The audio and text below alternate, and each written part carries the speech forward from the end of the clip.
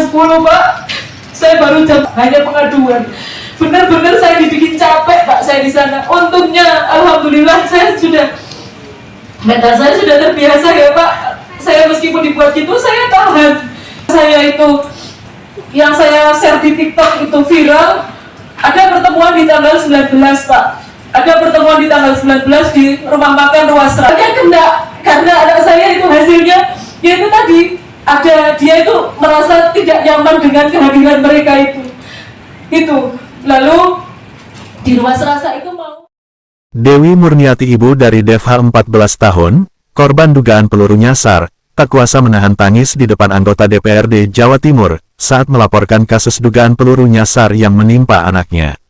Saat menjelaskan kronologi di depan anggota DPRD Jatim, Dewi mengaku keluarga sempat mendapat tekanan dalam proses penyelesaian, termasuk diminta tidak mempublikasikan kejadian serta diminta membuat permohonan maaf kepada institusi.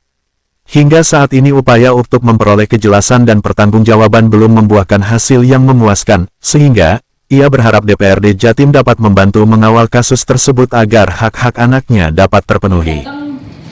Habis Isa ke saya, di sela-sela obrolan itu dia menyampaikan, jadi perlu diketahui Pak, kenapa saya kemarin itu tidak speak up, karena ipar saya juga marinir. Ipar saya juga marinir. Saya menghormati kepala sekolah SMPN 33, karena saya berpikir nanti ketika ini di publik pasti itu mempengaruhi siswa yang sekolah di situ. Lalu yang ketiga adalah saya ini juga warga negara Indonesia Pak, jiwa patriotis juga ada.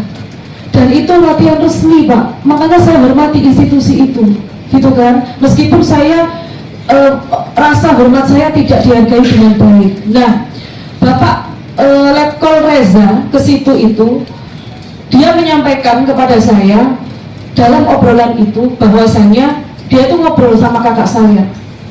Dia menceritakan obrolan itu dengan kakak saya yang itu intinya ketika ini lanjut kakak saya bisa jadi tersangka.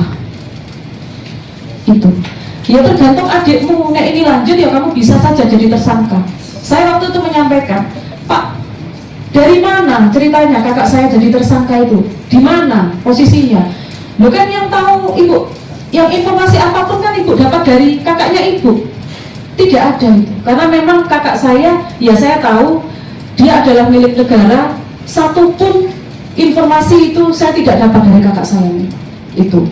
Nah, itu pertanggal 3 Maret. Kemarin, tanggal 7 April kalau tidak salah, hari Selasa yang lalu, ada 2 orang datang juga, Letkol Reza, sama temannya, menyampaikan santunan Pak.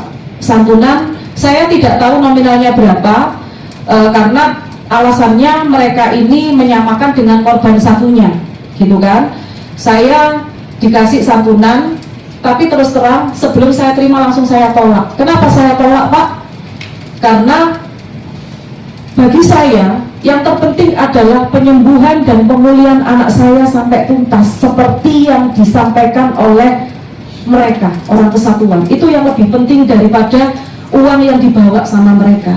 Itu Pak, menurut saya. Makanya itu saya tolak. Ini sekaligus menjawab apa statementnya Maijen Oni kemarin dan Pak Fauzi yang menyampaikan bahwasanya semua korban mendapatkan santunan, sepeser pun tidak.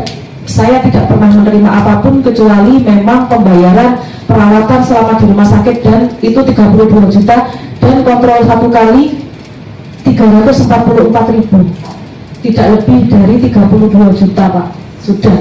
Jadi itu yang saya sampaikan Pak, supaya tahu bahwasanya saya ini belum menerima apapun dalam santunan yang diucapkan sama pihak kesatuan itu. Terima kasih banyak karena saya sama teman-teman diberikan kesempatan untuk curhat lah, dan besar harapan saya memang ini bisa diselesaikan dengan baik, karena seperti yang disampaikan dengan Pak Dedi tadi, bahwasanya kesatuan ini kan bisa, ini kan orangnya negara, jadi pastinya punya tanggung jawab dan punya itikat yang baik ya Pak, gitu ya Pak ya. Sampai tuntutan-tuntutan yang disampaikan saat ini masih Kalau tuntutan itu, jadi tadi kan sudah saya sampaikan bahwasanya yang digaungkan oleh Pak Fauzi kemarin soal 3M, ketika saya sudah menyampaikan draft perdamaian itu, maka di situ kan tidak ada nominal, itu ada dibawa sama Pak Dedi, itu tidak ada nominal, itu hanya 6 klausul yang di situ yang saya utamakan adalah penyembuhan dan pemulihan anak saya sampai tuntas. Jadi 3M itu saya anggap tidak ada, itu kan kemarin hanya bahasa somasi itu adalah teguran ketika komunikasi di mediasi itu tidak menunjukkan itikat yang itu adalah bertanggung jawab seperti yang disampaikan di awal. Begitu. sampai tuntas itu dalam artian gimana? Sampai Iya. saat ini kondisi anak Begini, yang pertama, anak saya ini kan masih masih terapi terkait masalah psikologinya. Nah itu kan nanti bisa dikomunikasikan dengan psikolognya, gitu kan? Iya. Jadi kemarin kenapa deadlock? Karena mereka itu menawarkan ini di rumah sakitnya mereka, tapi memang saya tolak. Biar apa? Biar ini jadi satu dokternya itu loh, nggak pindah-pindah. Jadi biar dokter orto yang sama, jadi biar dilakukan di rumah sakit Siti Khadijah. Nah, sama halnya dengan psikolog, saya ditawari psikolog dari Angkatan Laut, saya juga tidak mau. Padahal saya ini dapat informasi rumah sakit TNI yang paling bagus adalah rumah sakit TNI AL. Psikolog yang bagus adalah psikolog TNI AL. Tapi itu tidak saya mau, karena supaya ini berjalan runtut gitu loh, berkesinambungan benar. Jadi pemeriksaan dari dokter orto terkait tangannya anak saya, lalu psikologinya bukan ganti orang. Betul. korban sekarang gimana? Kondisinya belum bisa meregang sama menggenggam.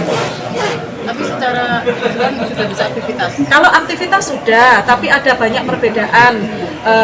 Lebih minder bukan ketemu sama orang baru ya. Misalkan orang tapi itu jarang, itu dia tidak mau. NI hanya membayar perawatan selama di rumah sakit 32 juta sekian, sama kontrol 1 kali. Selebihnya kontrol 6 kali itu saya, sama terapi-terapi itu saya. Yang pertama tentu kami menyampaikan prihatin setinggi-tingginya kepada Ibunda Dewi serta Adinda Darel ya, kalau saya tidak salah, kalau nanti salah mau ditanyakan kepada ibundanya, bahwa kejadian yang menimpa Darel tentu kita sangat berharap tidak terjadi lagi.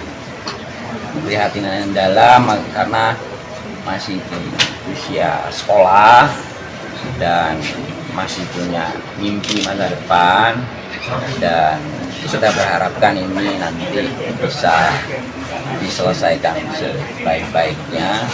Kami sangat yakin institusi TNI sangat profesional, dan kami insya Allah akan membantu secara mediasinya, komunikasi pada pihak-pihak, karena ya semua punya harapan yang positif. Saya pikir apa yang disampaikan Ibunda Dewi tadi ya, untuk seorang ibu melihat anaknya ya tidak kepingin terjadi hal yang tidak diinginkan. Sekali lagi kami akan melakukan komunikasi kepada pihak-pihak terkait dan memediasi kira-kira solusi yang terbaik nanti seperti apa. Berarti ada upaya untuk memanggil ini Ya, dari pihak TNI. Yang jelas kami akan memediasi terkait teknis dan segala macam, itu kan cara yang akan kita lakukan nanti. Yang pasti kita akan bertemu lah, cuman kan apakah akan dipanggil secara formal segala macam itu kita lihat lah ya. Sementara itu Ketua Komisi C DPRD Jatim Surabaya, dalam waktu dekat akan menjadwalkan memanggil pihak marinir untuk melakukan mediasi dengan pihak keluarga korban. Dari Surabaya, Rahayu mewartakan.